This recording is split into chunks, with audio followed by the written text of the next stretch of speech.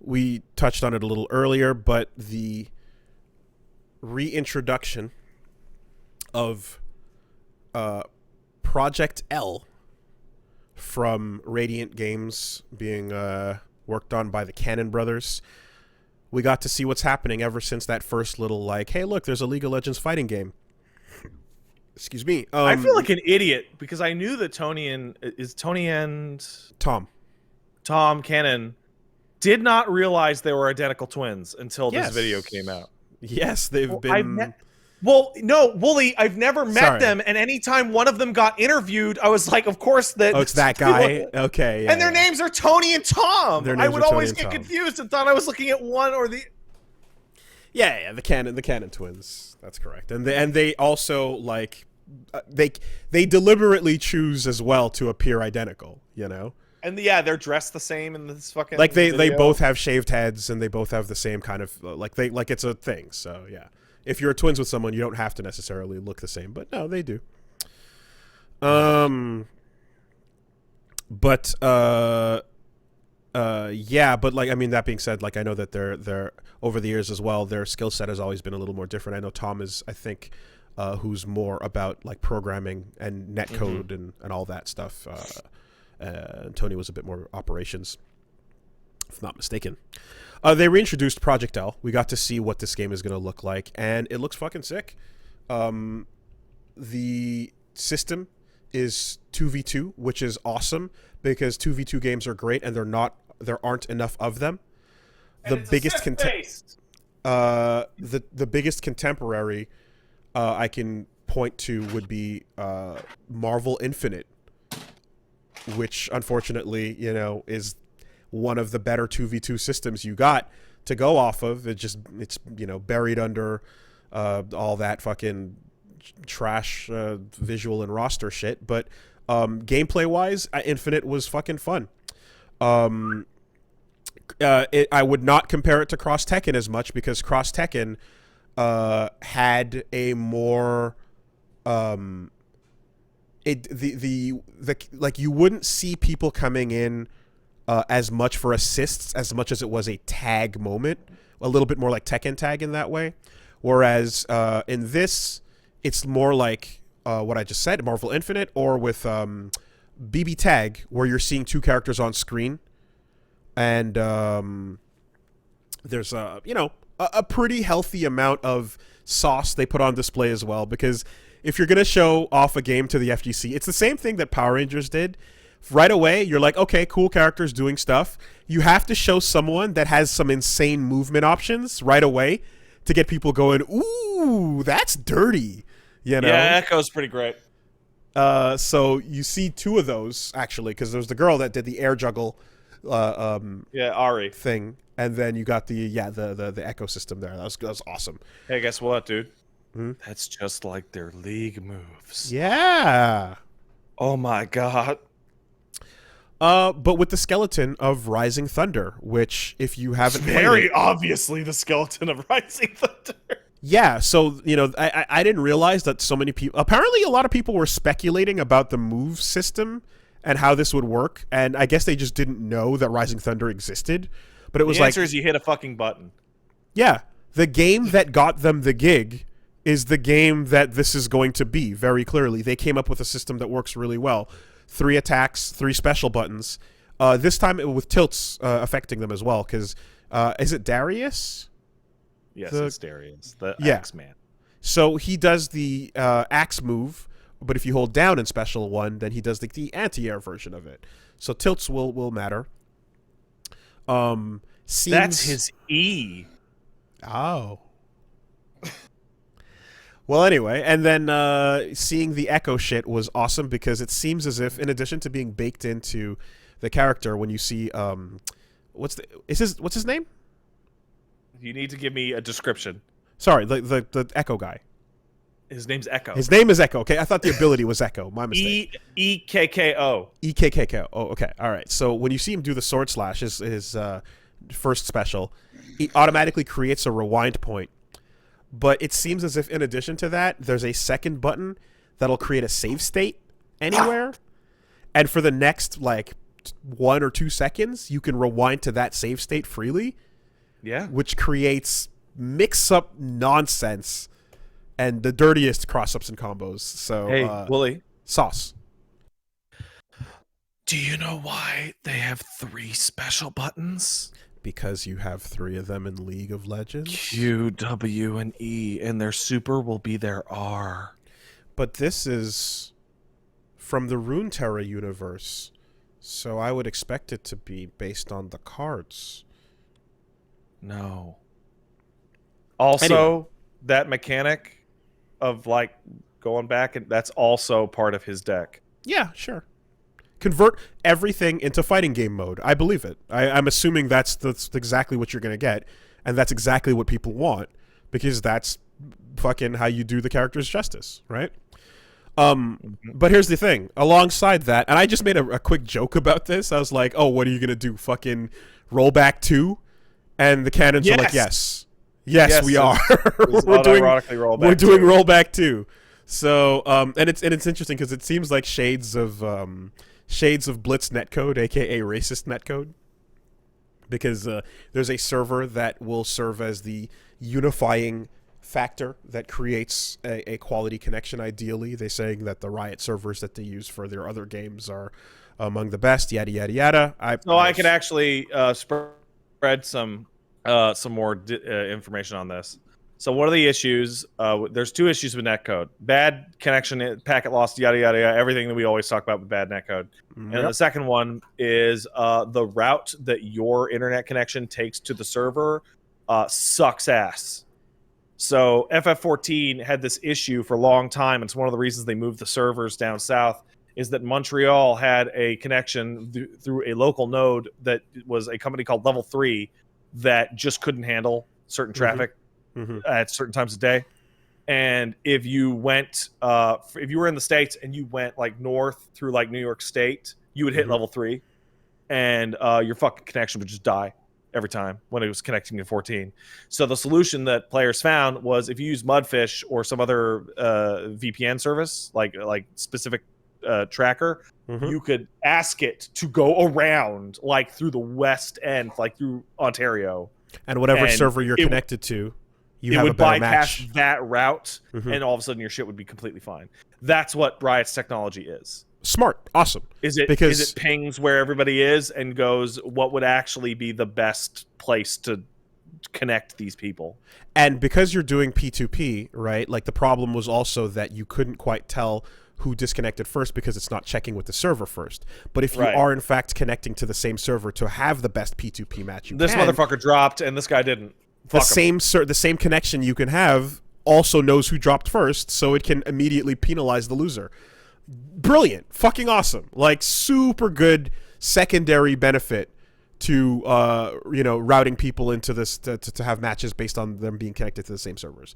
So rollback, except localizing it to like your best matchup areas from people around you and what's going on, and then on top of that we can tell who disconnects first. Great. We'll have to, of course, like I wonder how that'll work when. I mean, that'll create great matches for people that are routed through the same areas, but like, what about if you want to have an international match, right? Yeah, we'll figure it out. Like, if you're, then you kind of might create some of the similar issues we do have if you have like a match. The question is whether or not the server machine will run out of orphans when the game launches and becomes popular. Of course. That's the There's theme, only folks. so many orphans to go around. Got to make some new ones. Well, we need to partner up with a system that runs on dead parents. 2024 will be known as the start of the League Wars. See, if ActiBlizzard can power itself on dead parents, and then Riot can power its servers on dead orphans, then we have a perfect synergistic system. Right there. Makes sense. You know that old moral thing, like if you could hit a button and it would give you $1 million, but it would kill somebody out there in the world. But it's like actually like if you hit a button, it just queues you for League of Legends. Sure. Imagine how toxic those games would be. You really got to win. So then, they had that part announced, as well as the they showed so the bit that I have to assume that wasn't mentioned is that everything that they make is free to play, right? Yep. Therefore, Except for Ruined King. Oh, really? Ruined King is a fucking regular ass video game. Huh. Okay. Well, then that changes it because that just came out. This fighting game will be free to play. I am telling you this right now. If Valorant was free to play, if League is free to play, if Runeterra is free to play, one has to imagine it's all free to play. It's a winning combination for popularity, and if this continues to just get seasons from the 100 and X fucking characters they can pull from, yeah, good rollback, good netcode, characters people care about, fun system. If you want to fucking dive in to the matchup nightmare to end them all, you start playing Project L. Right. There is literally no upper limit on characters. Season 9, Project L Season 9 is where it's going to start to be a problem. Here's the thing: the preview and all that shit looks pretty solid. This is probably going to be an immensely successful and very fun fighting game. There's also some really funny posts between the League communities getting prepared to meet the FGC. Oh man, I had forgotten about. I want to bring that up. That's so good. And the FGC getting scared about meeting the League toxicity. Worlds colliding. We're all anticipating it's going to go down. And I'll tell you right now that like the top 32 of every tournament will be full of FGC names that you've seen before. That's just the way it goes. That's the mechanics. They understand it on a level that FGC goes to League, you're gonna all of a sudden all the League players are gonna get displaced by brand new FGC people. But top 128 might you're gonna see all sorts of people. Yeah, might have some brand new names in there, including League players that are just like, yeah, fuck it. Let's commit all the dedication and knowledge to a completely different genre and see how it works. You know, I think that Scrub Quotes will have so much goddamn material when that game drops, when the 5v5 gang suddenly can't blame anyone but themselves for the loss. Well, if Scrub Quotes is doing it right, then they will realize the need to set up a second account called Project L Quotes. Yeah. Because it'll be uncontrollable otherwise. And just coast on that. And it's going to be like the game lagged, and the response will be like, this game has the most advanced netcode that has ever existed for any game. The game itself says that to you after you type that into the chat. Right, yeah. Here's the thing. Frame rate sucks, dog. Yeah. Frame rate's ass. It's early. Yeah, I hope so. Really hope so. You saw the footage. The footage is running at like 4K with all sorts of anti-aliasing on it. They clearly wanted it to look pretty with no rough edges. I'm going to assume we're looking at the early ass, because I initially was looking at it on a Twitter video, and I was like, ooh, fuck this, get out of here, let's go to a higher res, and went to the direct feed, and I was like, oh, okay, we're still choppy with it, sub 30. One might... I don't know if we can expect... I would hope we'd get a solid 60 out of it. You are going to get a solid 60. But I was going to say that the direct comparison point, though, quality-wise for the models and the characters and what you're seeing, perfect handoff is what Arxis is doing. Because DNF Duel also released a trailer. And you can see the Dungeon and Fighter characters that you all know and love. Oh, yeah. Mage and fighter and thief, rogue. But you can see that game and it's like, goddamn, Arxis is still just making the prettiest shit. No one's even close to what they're doing with their games right now, man. DNF, I don't know shit about any of that. I know Min's a big Dungeon Fighter guy. Personally, I'm just like, this, whatever property they get, it will look good. And if they learn lessons from Grand Blue, it'll have rollback so that people can play it, and then it won't die. But it looks really pretty. Did you see that butt? Yeah, I saw it. Did you see those guns in the air? I've seen it. Okay. I gotta say, dude, this like all evil aside, like Project L is like kind of destined to sweep it. Yeah, it really is. There will never be a fighting game that has access to the kinds of resources and talent that this one has. Like, think of how long they have been working on this and how early it looks now, and how certain we are that not only will it not be rushed, it will get as much time as they ask for. Because they don't care what it takes. Yeah.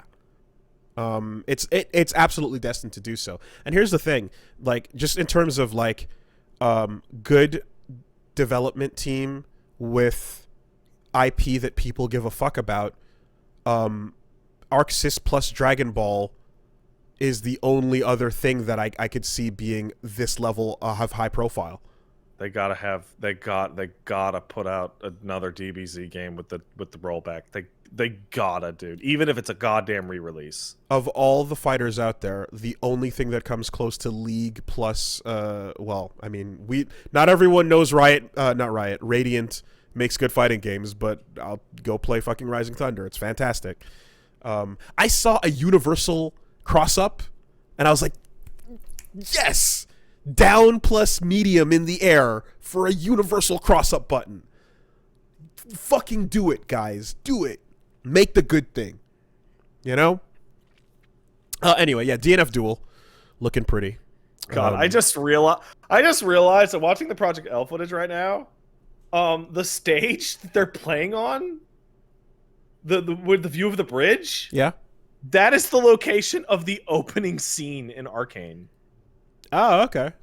So they're doing their lore. They're doing their cross media shit. Lore. Yep.